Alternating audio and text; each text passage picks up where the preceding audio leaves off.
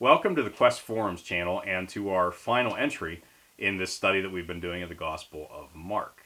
As we've gone through, we've seen how Mark has gone to great lengths to show that Jesus is the Messiah, the Son of God, and that he came to give his life as a ransom for many. That was what we focused on in the last study, where we looked at Mark chapter 14 and 15, because that is where Jesus, in spite of his concerns, he went through with his mission, and he was crucified in order to pay for the penalty of sin, in order to make it so that our guilt could be removed. But it's in chapter 16 where the proof is really put to that, and where he is vindicated.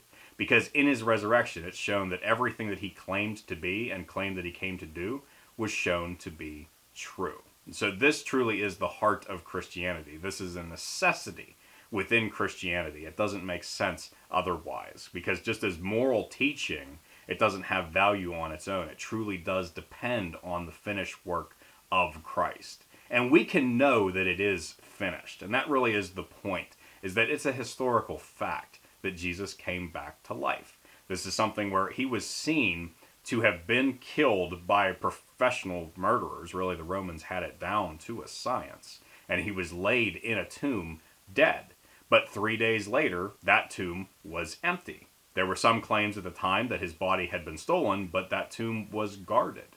And he still was able to leave. And there was no way that other people could have gotten past those guards and stolen the body without their noticing. And so it really does make more sense to believe what the scriptures do teach, that Jesus left under his own power, especially because that's exactly how he was seen that day and following, where he was seen alive and in perfect health by hundreds of people over the next 40 days on numerous occasions, including by people who were skeptical or even hostile to the idea of his resurrection, but that after having that experience with him, they completely changed their lives and lived in devotion to him and to sharing the gospel that he had accomplished in his crucifixion, the forgiveness that was now available through him.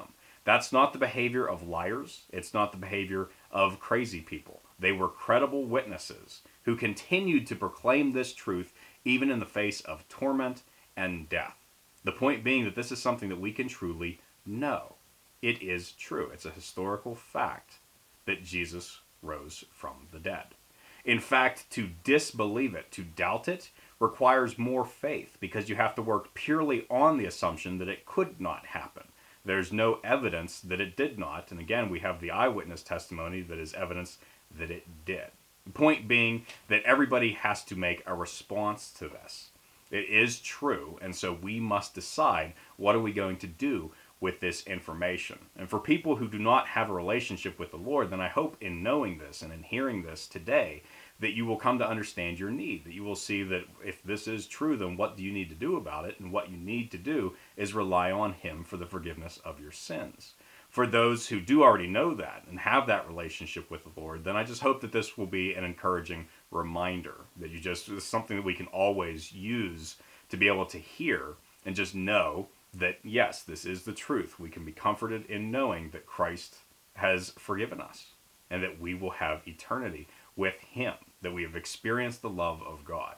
And so when we experience that and we're encouraged in that, hopefully we'll also be encouraged to go out and share that love and tell other people that it's available as well.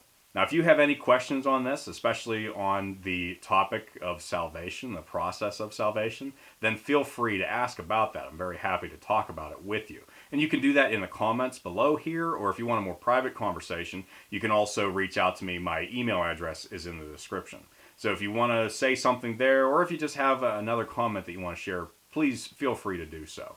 Thank you very much again for checking out this video and for being with me throughout this entire series. And until next time, keep looking up.